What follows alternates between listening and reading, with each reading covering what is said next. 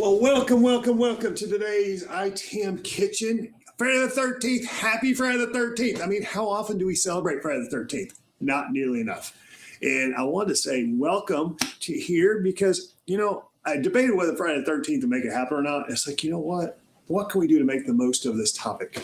Because we all have different fears, and that's really what Friday the 13th is all about, right? The fear and unknown, et cetera, and things like that. And being able to further put this, figure out what that next step is. But need to have a colleague here. Hold on one second. Let me add her to the screen. Deanna's here too.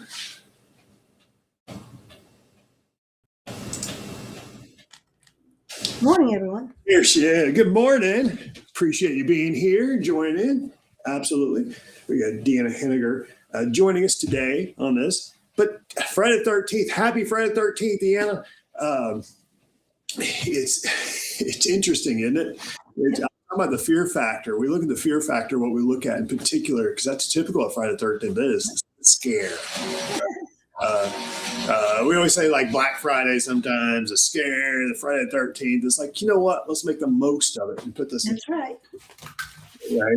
And that was what you even saw. If anybody read any of the write-up, that was the whole idea behind it. Because it's like, yeah, I could get gory, et cetera, and talk about all the horror stories we have, but that's not the purpose. How can we be constructive? So if you're online, welcome. Absolutely. Say where you're from. I saw there's a couple chats already in there. Been trying to pay attention a little bit. But here's what I want to do. And I want to do a note-taking session as we do this. Because here's a scenario, and I think you can probably relate to it a little bit from your own past as well. I had this coaching this individual. He's a great individual, manager for a while, great manager, loves great teams, and he had some life challenges. I'll just leave it at that. And life challenges, so he had to step away from this job for a little while. And then he was brought back into his role, back into the company, and they said, you know what, you're going to do software asset management. It's one of those things. And he was doing something completely different in IT. He wasn't doing SAM, right? And he reached out to me. He's like, Bill, I'm struggling. He says, okay, got this. The vendor made the promises that they're going to be implementing. And I'll be honest, it was ServiceNow. Fine. And nothing against ServiceNow. It was ServiceNow. Okay. The demos look awesome. The executives want this is what they want. And he says they found this partner to really implement, which was already a partner. So we did the implementation. That's great. So we didn't worry about it. And all of a sudden we went live. I will say there's no pizzazz. It's the best way to put it, right? It fell flat on his face. I don't know how to use the tool. I now the executives are saying, where's my ROI? Where's my cost analysis? We saw all the reports, things like that. I mean, you talk about a scary situation, right? This kind of, and I know he's not the only one, and I'll say he just for gender, but it doesn't really matter. He is not the only one in this scenario. Because he's like, what do I tell management? I can't get my partner to tell me how to use the tool. They're saying they sent me this guide and say, figure it out yourself. Now, Deanna, have you ever heard or experienced anything like that? Well, I actually wrote the first methods and procedures for European American Bank way back in like 1980. Yeah. There was no help desk yet. And so I sat down and I figured out what was needed for a help desk. And back in the day, that's when you worked with the talent person. They came in and they had me write down everything I thought I wanted to do. Mm-hmm. And luckily, I did it right. I mean, luckily, I love it. No That's help awesome. Because that was when we used the first IBM info system. It just come out. And sure. They said, well, if you can figure it out, we can use it. So I figured it out. But yeah. I kind of feel like you're being thrown into the wolves, but that's okay. Well, actually, let me capture that because that is something I want to capture. How did you say it? Being fed to the wolves? Being fed to the wolves, yeah.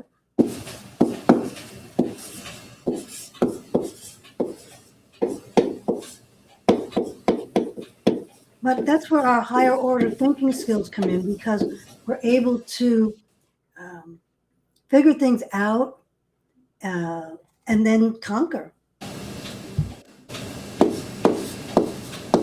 Well, actually, what I want to capture here's the perception, right? And there's probably a couple others. If anybody else has some additional perceptions, put them in the chat, please. Put them out there. I'm not able to actively monitor, but I'm seeing a little bit here. Put them in the chat because being fed to the wolves is absolutely right. So you have being fed to the wolves. You also make a lot of assumptions, right? As far as the perception is, the tool will make me feel better.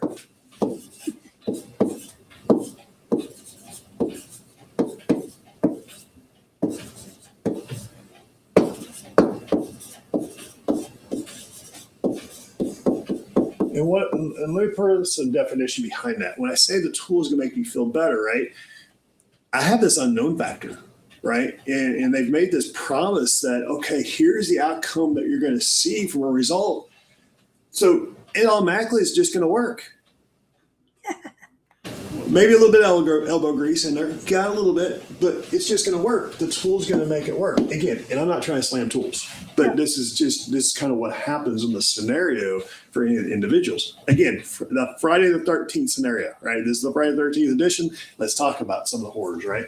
You have that. You have, the other perception is less time with audits.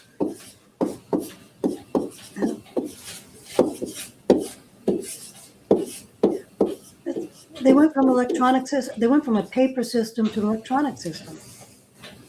Yep. Yep.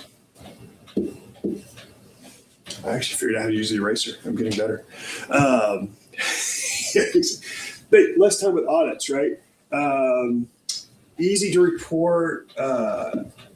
Easy reports for executives. Yes.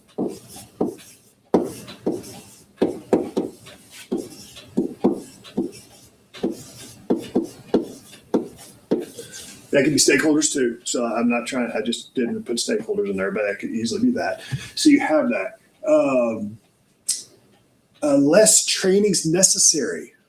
Less training, less training needed, right? Training skill.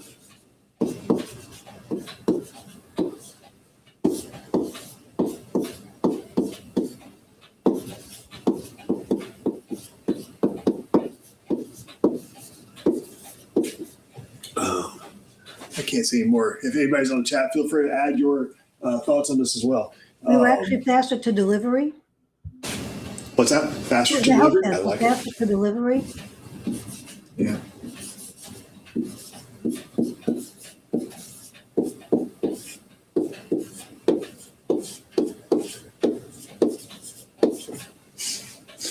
Any other sales pitches we went through in here?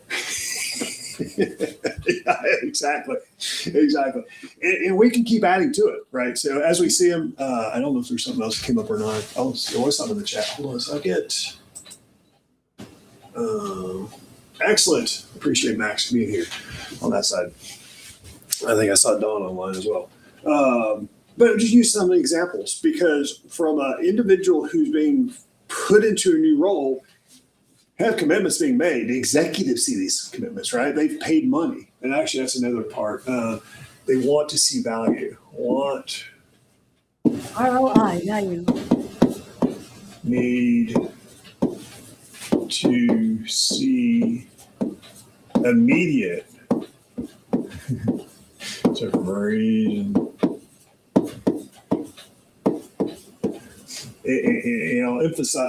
Completely emphasize immediate, right? Because everyone says, okay, you're going to put that much into it, et cetera, right?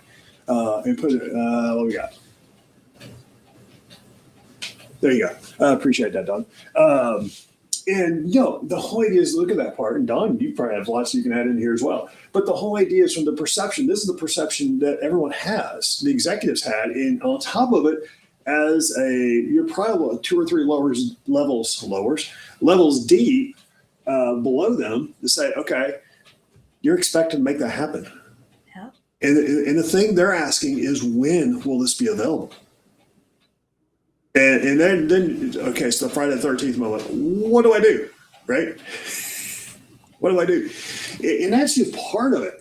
But from a Friday the 13th, look at this, right? There's multiple different facets we want to talk to here, right? And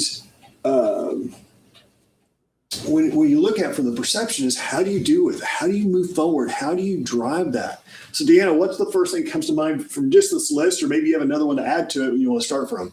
Where would you start? Well, I would start with the fact that you are creating something from nothing.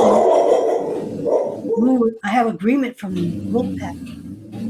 Yes, you do. Yes. Yeah. Dana's actually chiming in. Yes. And though we didn't have certifications back then, per se, Yeah. I knew what I wanted if I was going to create a help desk. I knew I needed to get a technician involved. They didn't want to have technicians involved back that time. So I literally had to think of the way to do this. Who was going to create the problem? No, there's no who created the problem. We made tickets for them to contact us. And then out of everybody's feedback, you make changes until it's right.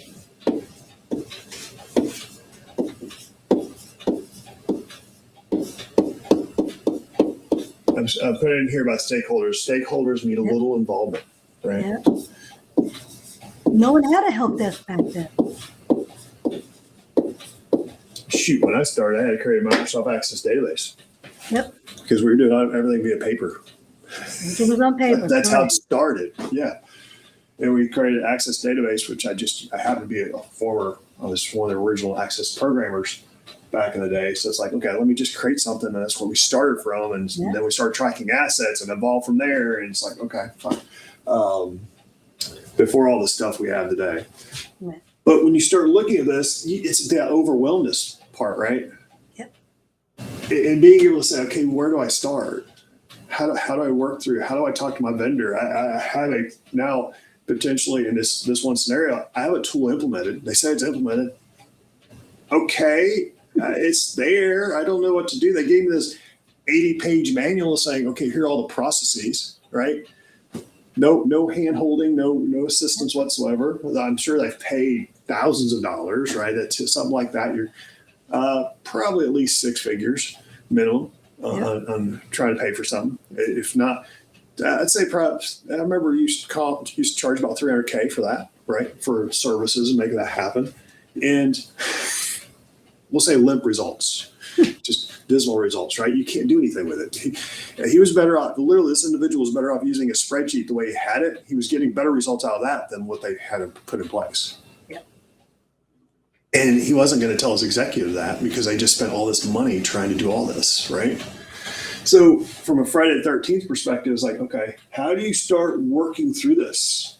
That's what I want to work through. It's like, this is real. And I know this one individual is not the only individual having this problem in the entire industry. There's no way, right? I've talked to customers all the time, et cetera. And because there's another part is the perception is actually the problem. Let's go down here. We got perception. That's great. Let's write some problem statements down here, right? Not wanting to tell management, you can put your own word in there, that it doesn't work. Yeah.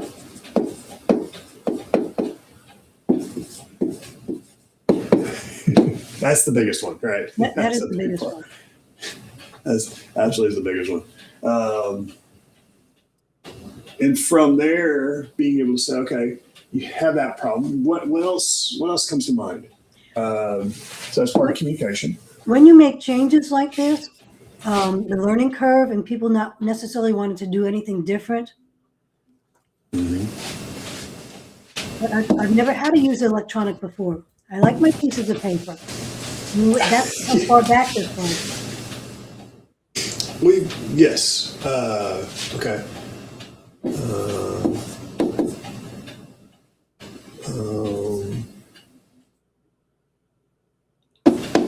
So user enablement at this point in time, we're now training everybody because they've never done it before. Somebody used to just walk into, tell you, I have this problem and you have to fix it. Now we have the ability to validate what's going on. because we did have it electronically.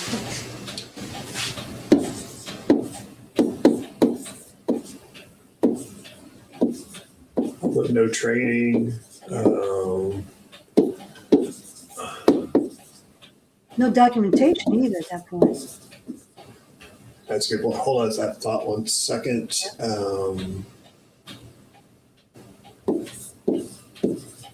So,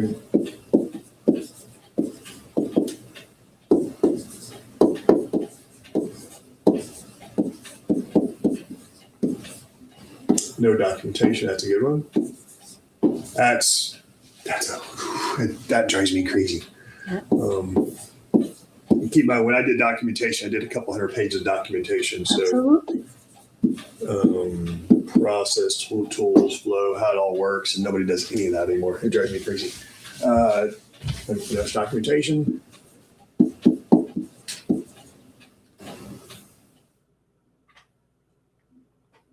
And there were no processes. Do we have that in there? I don't have that yet. I'll say undocumented processes. Yes. There.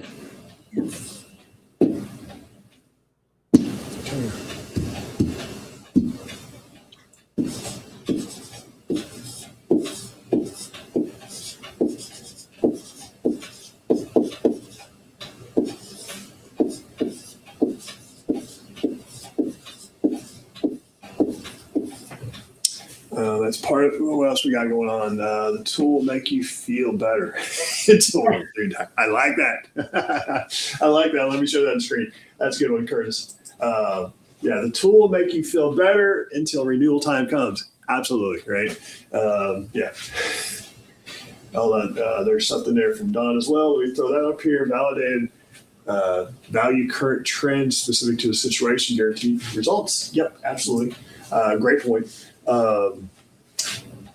Because again, it all comes together. That's what we're talking about. Okay, what other problems do we have that come to mind? We're talking about the tools. No time.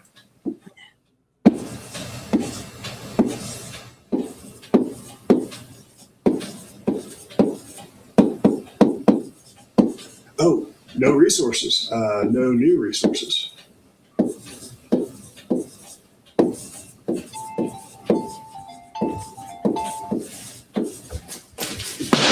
Pardon me there. Okay, here we go. It's all good. No new resource. Otherwise, your team. I'll put. Everyone says, "Oh, it's going to work with one person." No, they hired someone shortly after that. Yep, that was yeah, but they don't tell in the part. The other part that I have found, the problem is the business case is never disclosed to the asset manager. right.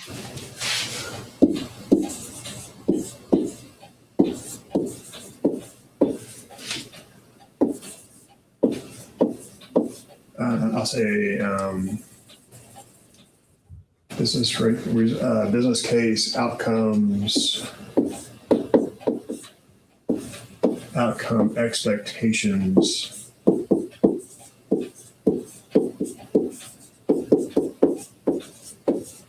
Unknown.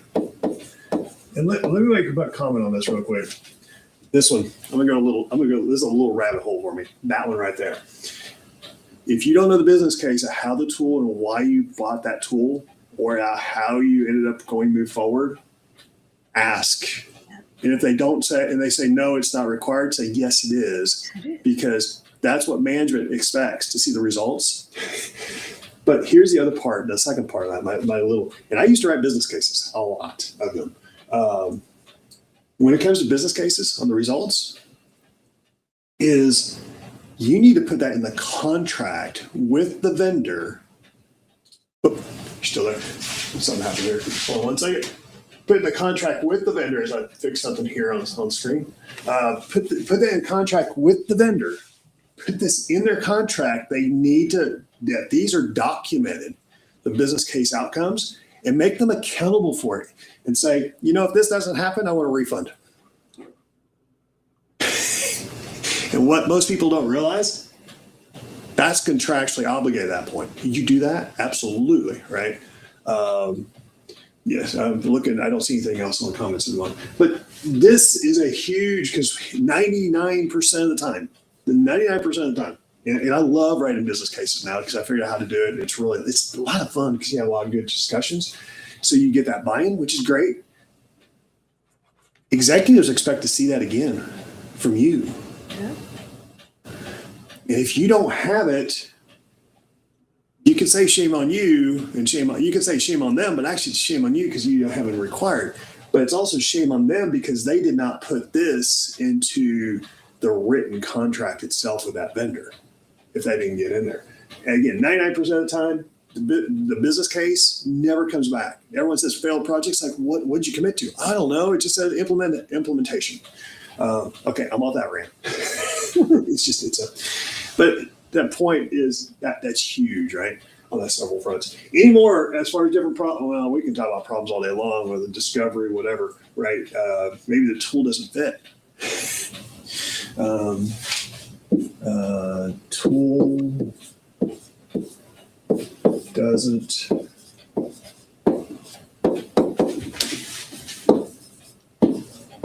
meet requirements. Another problem is trying to read the EULA, the end user licensing agreement. Oh, And the other one that is complement to that are your terms and conditions, your T and C. A lot of companies don't realize that the terms and conditions come from the business, their company, where the end user license agreement comes from the vendor or the manufacturer.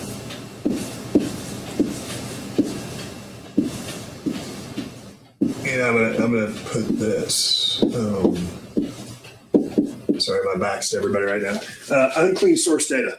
Yeah. I'm just going right there, and that's where I was saying the contract data, procurement data, disposition doesn't matter, right? It could be discovery data.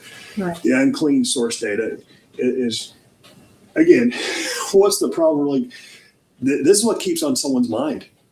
Mm-hmm. And that is a Friday the 13th moment right here. This is what keeps us up at night, right? Now, I've done things that I've filled up an entire page and I've made it much more than this because you say tip of the iceberg's right here and everything down below, everyone ignores, right? Until it becomes, oh, well, I don't have that. Therefore, I cannot get to the reports on the top of the iceberg right there at the tip that we're talking about. And everyone says, oh, I want ROI. It's like, yeah, how are you planning on seeing it? That's my question back to the exec. Well, you're supposed to tell me. It's like, I'm telling you, what do you expect from an ROI? And they need that challenge. They want that challenge. They may not want it. They need that challenge because that's making them realize, oh, wait a minute, I haven't put much thought into this. I'm just assuming it's going to work, right? Mm-hmm. It's also that bias in them because they're going to say, if you have problems, contact me, right? Okay, so I'm looking on the screen. Any more chats on there? I don't see any more coming in. Got some great contributors here between Rob, Don, and Curtis at the moment. Yeah, absolutely. But we start going through this, right? Again, the Friday the 13th moment. Put that right. Resource team, resource time. This was more stakeholders, just for more clarity on here. So everyone's wearing multiple hats, multiple tasks. They said, oh, we don't have to worry about that. But that's where I was going with that part. Just going to scribble on that a little bit more. And the question is, how do we work through this, right? How do we work through and figure out, okay, how do we move ourselves forward? And that's where we say, okay, we got this. Let's figure this out. Let's go to that next step. And I have no idea where we're on the clock, so we'll figure this out as we move forward. I'm assuming we're doing pretty good.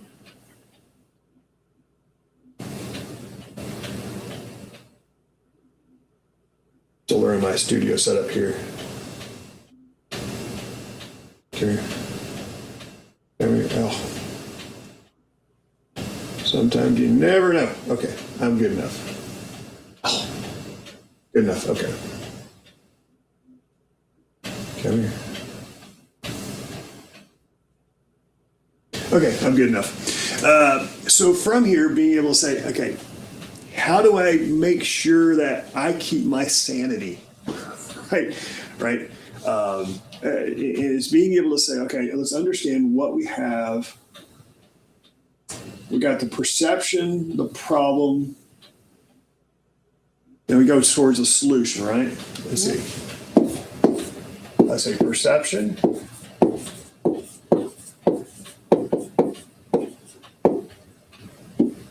The problem. I cannot.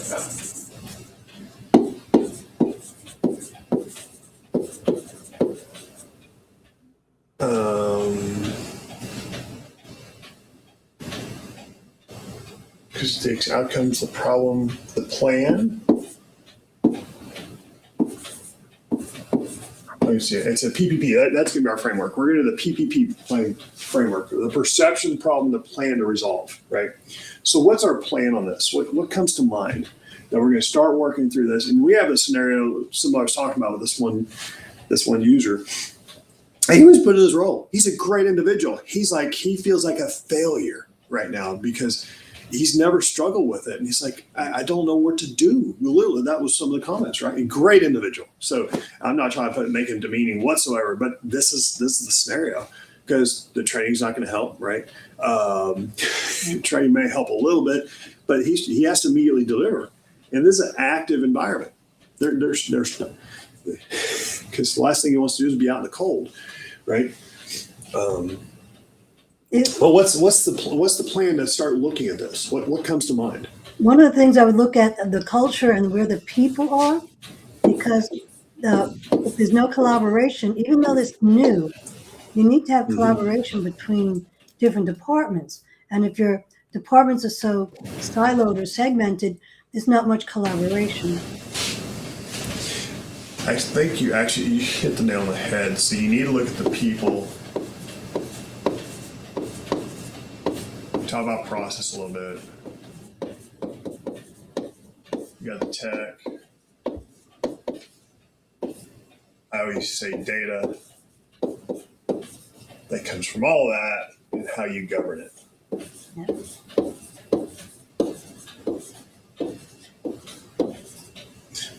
A lot of people say people, process, technology. I learned a long time ago. Yeah, it sounds great, but until you say data and governance, it doesn't really flow well. I see a comment just came in from Don on something. Depends. We have comment.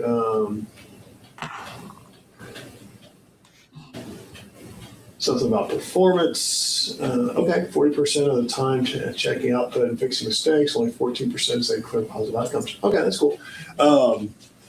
You're right. There's a lot of.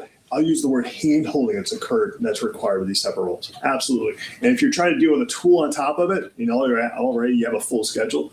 Where do I go next, right? Resources. I mean, that you have resources. Yep. But where you were going was the people. Review the people, right? First. Yep. Actually, I'll say people and expectations. Yes. And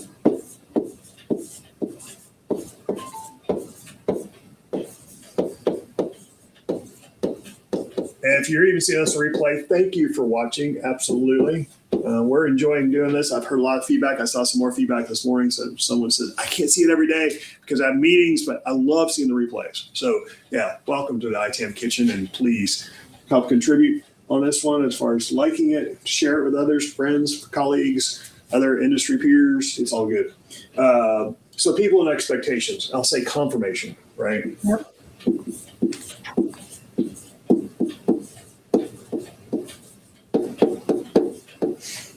Okay.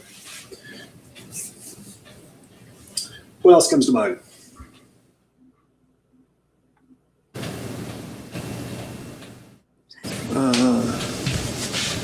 So when you start looking at some of these, it's also about when you start having these conversations, the people and expectations can be your own team. That can be stakeholders, right?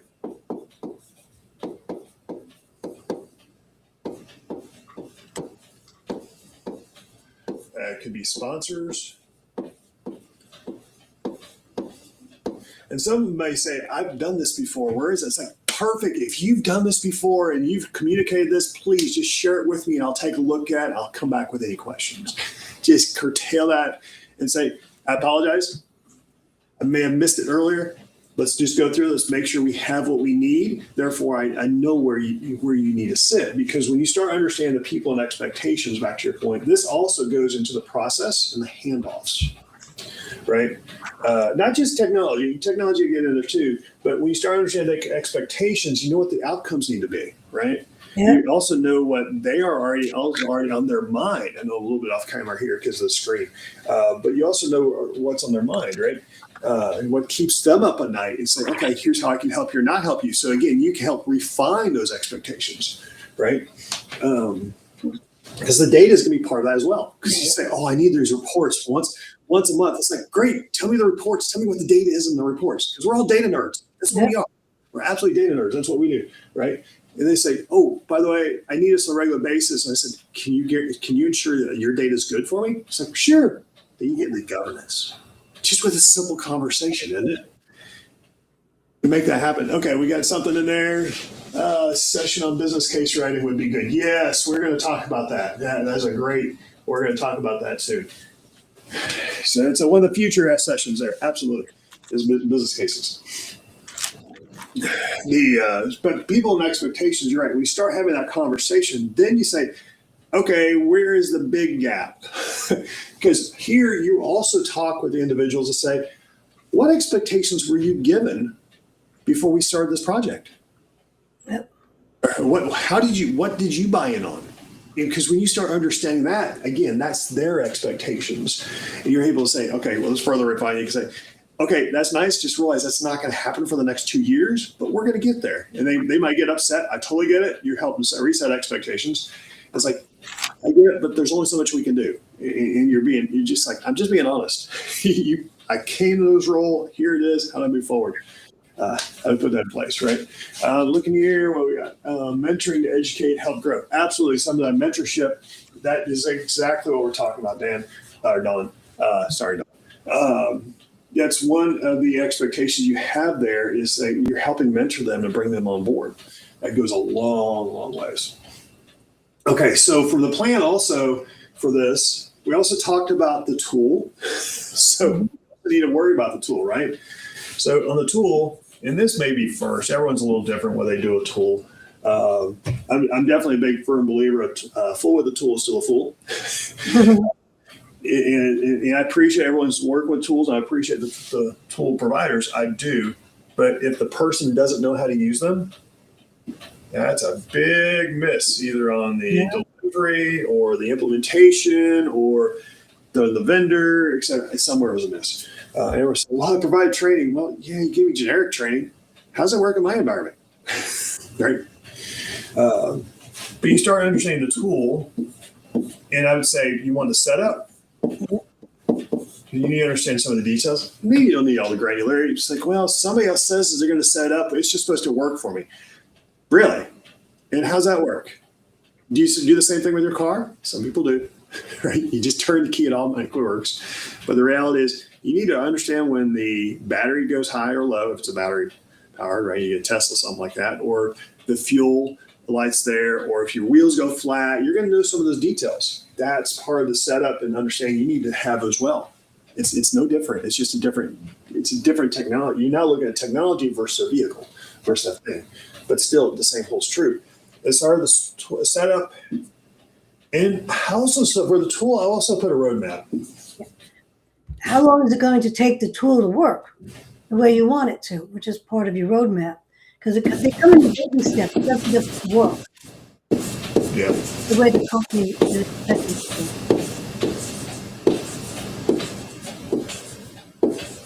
Yep, absolutely. And put that in place. Because when you start going down this path, it's huge. I see Curtis Paul had something come in, and Don had something. Training is different than mentoring. Absolutely. Absolutely. Totally agree with you on that, Curtis. And it's different types. It depends how you look at the training and mentoring. It could be kind of intermixed a little bit, but yes, they are two different things. Absolutely. Okay, so we're looking at that. We have people expectations, the tool, that's some of the timeline, the roadmap, some of the resources. What comes to mind next? Well, one of the things about the tool, kind of in the same way, is you can implement the tool, and hey, I installed it, but it takes 3 or 4, 5 more amount of time to tweak it. Tweaking is actually a term to get the tool to work for you, and we're not even into customization or configuring yet. I guess tweaking is kind of configuration. Yes, it is. Okay. And one of the things I've seen is a lot of people customize their tool outside the ability for the tool to be upgraded. Well, it's in future activities because maybe they just put 10 software titles in there saying Sam, right? That's all you got. And the expectation for the execs is all can be done by the end of the year. Yeah. And you realize you have 160 vendors you need to put in place. Yeah. That's reality. That's reality.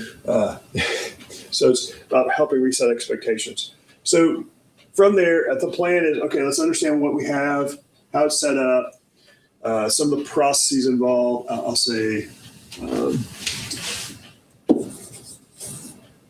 existing processes. And the reason, some people say just start new with process. I cringe at that. So do you have any idea why I would cringe at saying, okay, they just want to start with brand new processes? No one knows them yet. Well, it's not just that. They may not fit Exactly. into the tool. Well, when you understand what you have, then you can help define the gap. Because you have the tool and hopefully it has defined process. If not, you can actually ask your vendor to provide that. And they might cringe at it. It's like, because they're always going to be the yes man, right? It's like, guys, I need to figure out how to use it. Otherwise, we have a failed project in our hands. It's that simple. It sounds pretty dramatic, but actually it's pretty direct. So you look at the decision process, but also somebody's doing something today. Otherwise, you wouldn't be looking at computers already within your environment. The orders would not be coming in. It would not be receiving, would not be on your desk or shipped out to you, et cetera, right? And put it out there.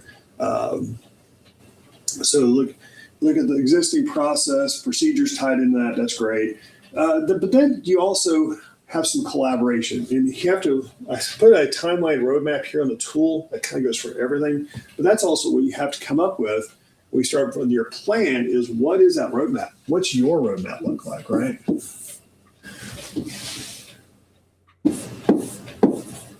It's like, well, someone else already did that. Well, sort of, right? The roadmap may change with the tool. They change your tool, people, time, right? You more projects coming into it. You have to move things around. I'm not seeing where some of the. I see there's a chat in there. I don't see it at the moment. It's all good. Okay. You find that roadmap, but here's where you're going on the roadmap. So when you start to find your roadmap, and maybe you leverage what's already provided by the vendor, that's great. That's a great foothold in making that happen. When you define your own, you have to tailor it to your environment, right? Because what do you do, Deanna? What happens when you start defining your roadmap? You get to what I would call chunks and sequence, or do the little parts. Well, we can do this now, but we can't do this one yet, and these two can't go together. So you have to know what you're able to do at any given time. And then how long is it going to take you to get a complete roadmap? You provide that clarity and understanding. Yeah. There's one more piece to this, even though I can't scribble. My scribble is getting worse.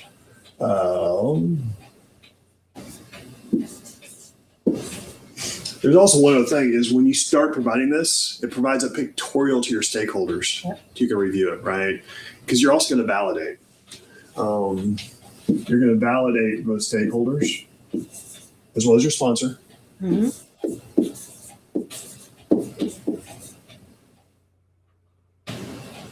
I'm just going to leave validate in there because you're going to help for alignment. If I say validate and align. I was trying to figure out the right word to put in there. But when you start thinking about that, you validate a line, then you start further refining and say, okay, where's this going, right? Again, there's a Friday the 13th moment. We're all having it. Well, we shouldn't all be having. But if someone's new into the role, you're struggling with it. I apologize that you were put in this scenario. I really, really do. That's why we want to help you. That's why we have the ITAM Kitchen. That's why we're collaborating, right? You have multiple years of experience, whether it's right here, live, talking to you real time, or even in the chat. I mean, a lot of senior individuals are here contributing towards this, because you start thinking about this and start that alignment, that's where you'll be able to further refine it. Because when you start validating a line, this could also say future projects, right?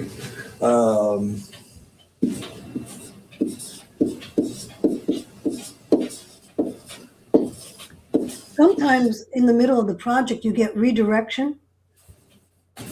That never happens. Are you kidding? Oh, I'm so sorry. No. And it's different than scope creep as well.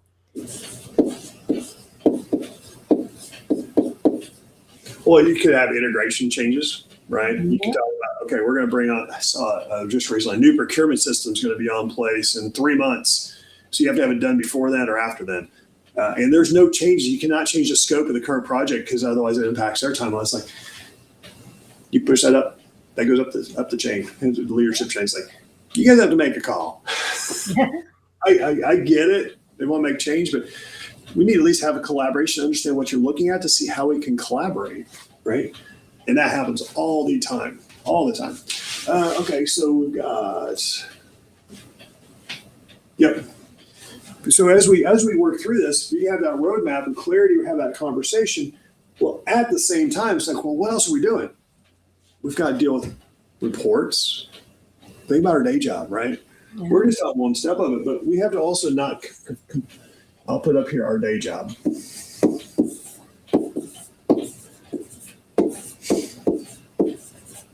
Because we have to prioritize this. The other activities, absolutely, but our day job is new reports,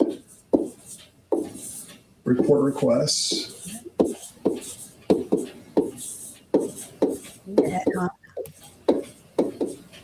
Oh yeah, it's ad hoc or set or whatever. You take your pick, right? Yeah. I'll say audit requests.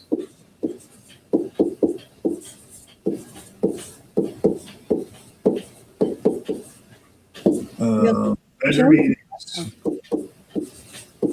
What you got? Change request also on. Oh yeah.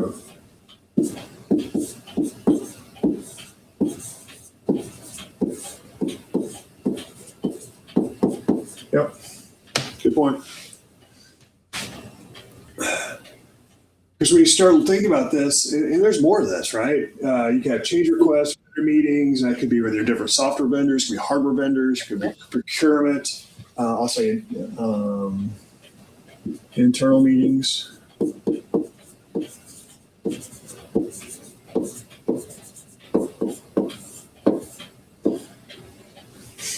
And I say this because how often do we get all the certifications for the trainings, right? We're not taught this. Yep. Right? We get our alphabet soup. I call it that for our acronyms, right? Alphabet soup, but we don't know how to make the soup. Right. We don't have the instructions how to now. Right now, we're talking about how we can make the soup so it's very tasty and it's not a bad taste in everyone's mouths. Yes, pun intended on that. You have those internal meetings. You have vendor meetings, demos, whatever. There's parts happening as well. It's also, I'll say, status meetings. And this could be, internal one-on-ones. You can also have status, one-on-ones, whatever it is, right? Your stakeholders. But these day jobs, what we over here, everything we're talking about on the left that we were just talking about, that's in addition to what we're doing in our day job. Go backwards. Oh. Can you undo? You just erased something. I see that. Okay. Is that better? Okay, cool. Yep. Good call. So all you're trying to do at the end of the day is do a good job. Yep. That's it with all of this, right? And the question is, okay, how do we work through this? Now, is there something missing so far? again, you're just hearing what's coming out of our head real quick. I don't have the entire agenda in front of me, but is there something else that's missing from the Friday the 13th moment? How we're overcoming this? Another one I experienced is when we switch vendors on our laptops. One line of code was in one and not in the other. And so the company went back to the new vendor saying, well, we need you to fix this. The vendor came back and said, well, you just need to change this line in the BIOS. And we said, go ahead and do it. And then bring us back on our laptops. So how do little tiny changes, even between different companies? I mean, HP is different from Dell, different from maybe Lenovo,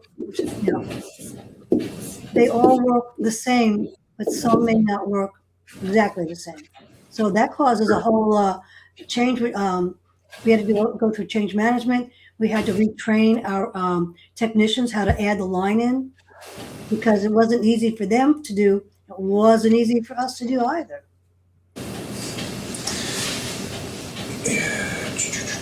How to that, because that is a standard type of discussion you need to have with your team. I'm trying to figure out how to put that in here.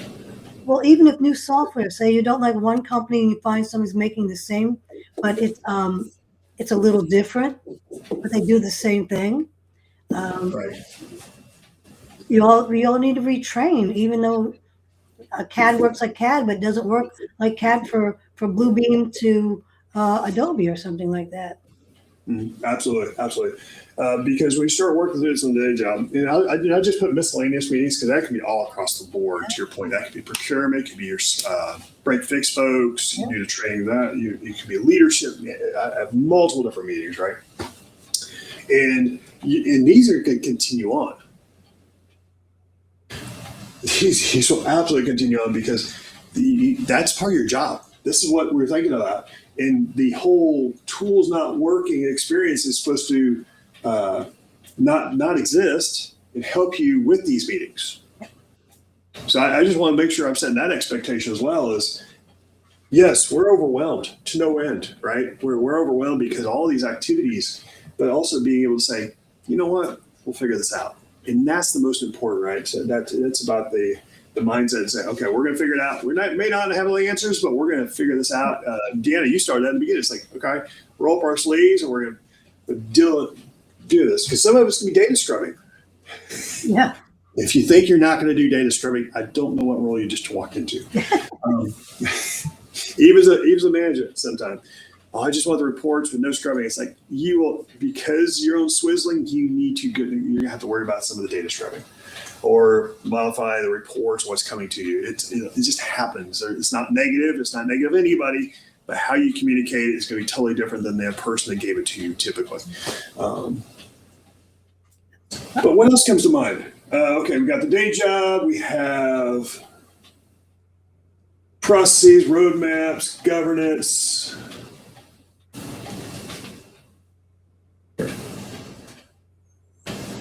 Expectations, tools.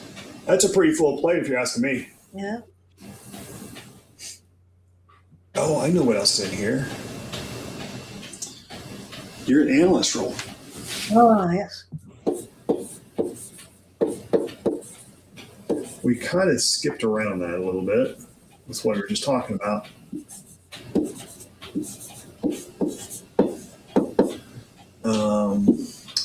Onboarding new vendors.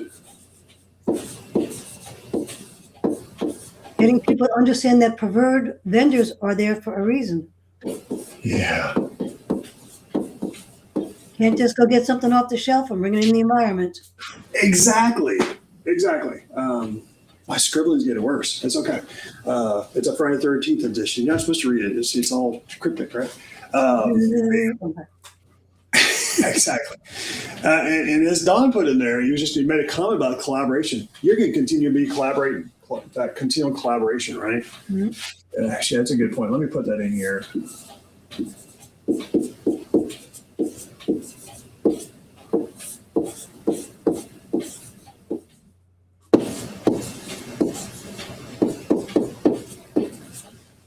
Okay, so we got the continual collaboration with everybody, right? That could be meetings, et cetera. Because when you start looking at this, it's being able to say, okay, how can I make this manageable? And again, you have the scenario, how do you work through this? That's what we're talking about. How do you make it work? That's the plan we're putting in place right here for you. The implementation. We're not saying, okay, here's how you implement a tool. I'm not even looking at that. I'm not looking at that at all. Because again, full of the tool is still full, right?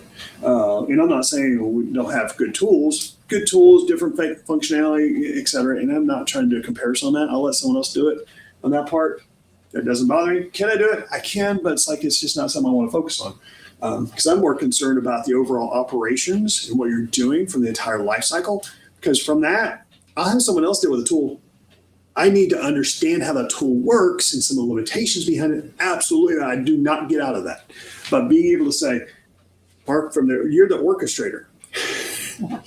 Now, you may be a one-man person or one-woman person for the whole thing. I get it. I apologize. That's how it starts.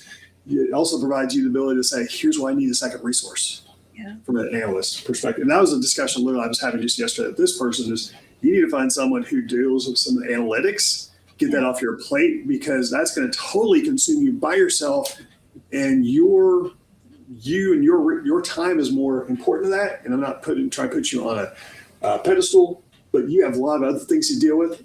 Dealing with data all the time, you need to get a receiver of that. You don't, so you can actually report that ongoing, and that's also going to help build your team when you do that. I'll just use another example. I was in a meeting once, and the manager or the VP says, these numbers are wrong. And the analyst goes, well, we're only using numbers between 0 and 9.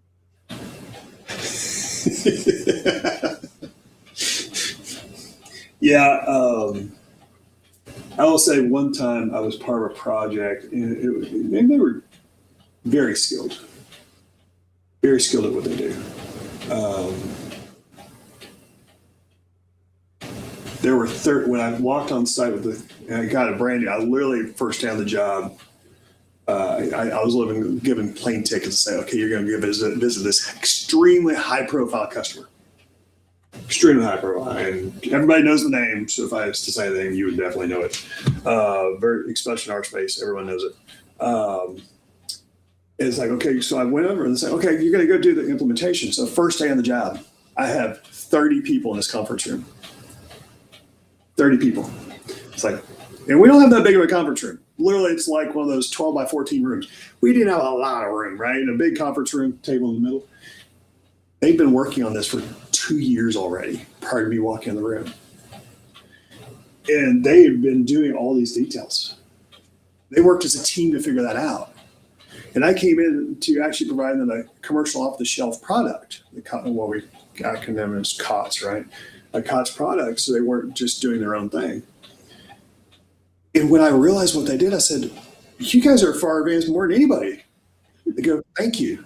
Now, there's lots of reasons why, right? But being able to say, to work with them was a blast. Okay, let's put that in place. Work with them was a blast because they looked at this. They looked at the continual improvement, had the alignment, and not just asset management, because they knew they needed more roles. They already picked out that person, and she was kind of in transition, doing end-user support stuff and kind of continue to grow.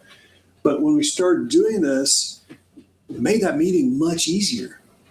Because all of a sudden, I was floored for what I walked into, talking to one person where I literally a meeting 30 people, they're already performing the job. And when we did stress testing, this is truth, right? Stress testing, they already knew their scenarios. They knew their test cases because they were already doing them. And we went to nth degree to make it all work, but it keeps moving things and keeps moving around. But I say that because when I started going through it and working with them, they go, okay, we were all friends. That's the best type of implementation you can have because all the stakeholders, we had individuals in each department that were actually doing updates for asset management. Believe it or not, that was true. We figured out security profiles, make sure they didn't want to change other people's data, and we'll make sure we put security requirements around it. So we were working on stuff like that, which typically you don't even do with most customers. But for that end of the project, it was business as usual for them. Everything we're talking about, they still could do their day job. They knew how to do this, but they also had a tool to be able to discover and pull it in place. That's my point behind this. Is sometimes these Friday the 13th moments are opportunities for improvement, opportunities to grow and thrive, right?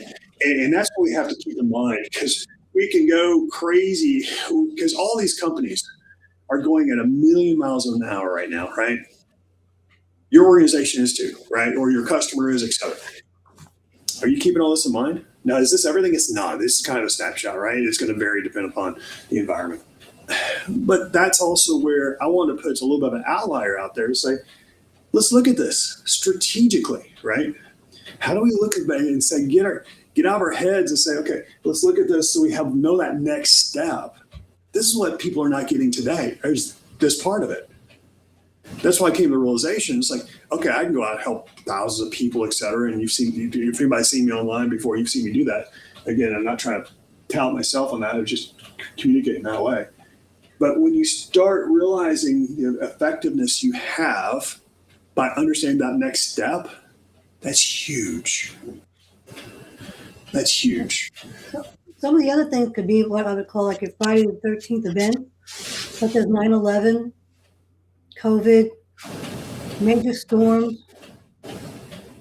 Those are all things that also affect our day-to-day that we have to plan for, contingency planning, and then going back to disaster recovery.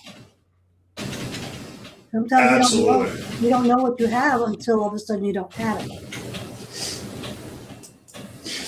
Absolutely, absolutely. Now, I will also say when it comes to this, we hear standards, et cetera. I just want to make a little nugget on that one as we come on a couple final minutes here.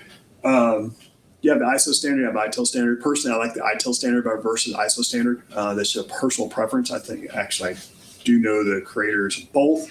And I still like the ITIL much better. It's more consumable. It's the best way to put it for ITIL 4. ITIL 4, for the version 4. And if you want something to start from, hang your hat on. I wouldn't say hang your hat. It's a good foundation to start from. It really defines the processes, how to do it for the entire life cycle, and help you go that next step. Is leverage that as you need to, but realize there's also a cost when you start going down that path. If you have a consultant or somebody that's working with you, they can help you step you through all of this, whether it's the life cycle, whatever it is, on that piece, as well as the data and the integrations. That's where the expertise comes into play, and hiring the right resource to help you along if you're able to do that, and just that guidance and mentoring that we're talking about. But I just want to say, make sure if you're saying you're going to follow a standard, whatever that is, you understand what that means, because that's just a template. That's a template. It's a guide. It's kind of like Pirates of the Caribbean. It's the pirate's code for asset management. Okay, if you want to look at it that way, that it's a template, but it may not work for your environment. You may still need to tweak it. Everything needs tweaked because asset management, how it's being done in manufacturing is different than finance. That's different than say pick your say for home. Yeah, everything different than insurance. Yeah, it's all gonna be different. So you want to make sure you leverage that. I'm not saying you shouldn't. You absolutely shouldn't leverage it. If you have access to it, do it, right? Or just ask questions about it. There's lots of knowledge out here as well, right? So if you even follow and put them out to me, typically if you're paying me, you're probably paying about 16,000 people minimum. And so you have a pretty good network at that point, just as an example. So leverage that. You can do that within LinkedIn easily. So as we wrap this up in the final few minutes, because it's another day. There you go. Where we keep going, and the hour goes by really quick. It goes insanely quick, doesn't it? I love it. Okay, so I'm going to put this on one page. That's going to look pretty cool. Okay, I don't know. It's probably eye chart for everybody. Okay, apologize about that. But let's go here. The perception is being fed to the wolves. Get less time for audits, less trainings necessary. The product's going to deploy without any involvement, right? And the reality is furthest from the truth. You're kind of at a loss. How do you put that forward, right? So the business case, I have no idea what in the world the execs. I don't know how they end up paying for this outside just writing a check. I don't even know if the vendor said hi or thank you or gave you a steak dinner. I don't know, right? Those all do happen, by the way. That's all real. So if you didn't get a steak dinner, ask for it. Anyways, also from the people, process, technology from a framework, or we talk about the perception, the problem, and the plan. That's our framework here, right? We got the perception, we understand that. Problem, we have it further clarified, and do these to your environment. Don't just talk about here, talk about your environment. And the plan is, okay, let's understand what we're doing in our day job and further refine to say, here's how we're gonna move forward, because that's part 6 is making it all work.